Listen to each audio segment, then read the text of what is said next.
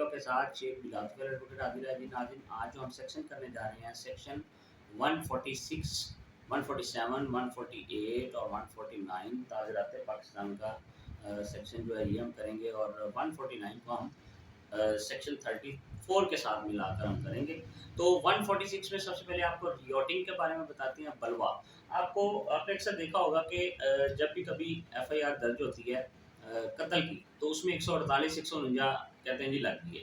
तो बेसिकली वो वेपन्स जिनके पास होते हैं, डेडली वेपन्स, वो साथ होते हैं। फिर जो है कॉमन ऑब्जेक्ट होता है मारने का, तो वो इस वजह से 148 और 149 लगते हैं। आज मैं आपको समझाता हूँ कि ये होता क्या। सबसे पहले रियोटिंग जो है सिंपल, बेसिकली ये सारी चीज़ जो है अनलॉफुल असेंबली से आई हैं।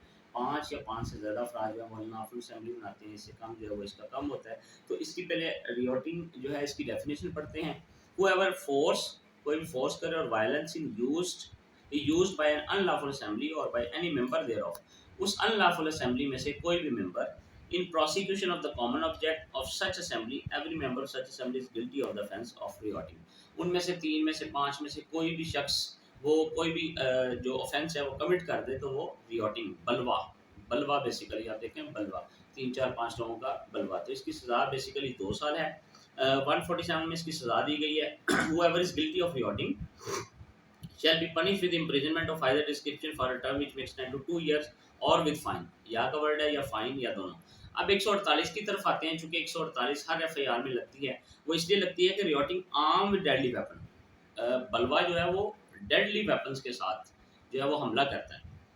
whoever is guilty of rioting being armed with a deadly weapon or anything which used as a weapon of offense is likely to cause death, क्योंकि उस वेपन की वजह से किसी की डेथ हो सकती है। shall be punishment with either description for a term which may extend to 3 years or fine with both।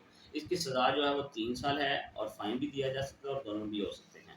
अब 149 दैट इज़ वेरी इंपॉर्टेंट। एक चीज़ मैं आपको इसके साथ समझा दूं, क्योंकि हमने सेक्शन 34 को इसके साथ मिलाना है। जब भी एफआईआर होती है कत्ल की 302 की, उसमें भी आप देखेंगे सेक्शन 34 मिलाया होगा। Common object mean sorry common जो है वो इंटेंशन, कॉमन ऑब्जेक्ट 149 है। कॉमन इंटेंशन जब होगी कि वो प्री प्लान है कि 2 बंदे आए, 3 बंदे, उन्होंने प्लान किया हुआ था कि भाई हमने फलां का मर्डर करना है।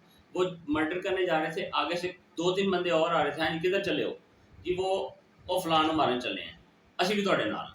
अब इन्होंने कॉमन ऑब्जेक्ट किया जो 149 के तहत कि ये उसके साथ हो लिए, वो 2-3 लोगों के अनलॉफुल असेंबली भी बन गई और उनका प्री प्लान था।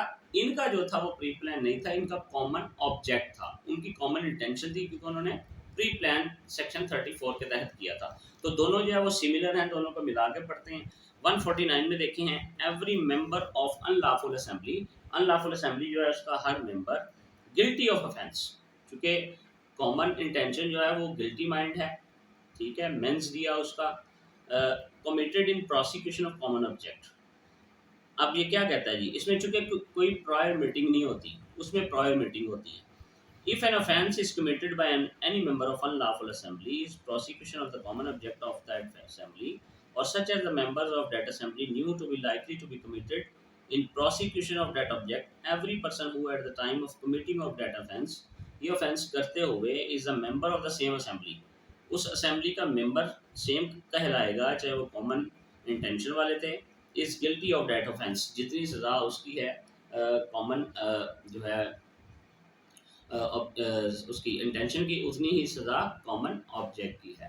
तो इन दोनों को इसलिए मिला कर पढ़ा जाएगा। उम्मीद है आपको आज की वीडियो पसंद आई होगी। Thank you.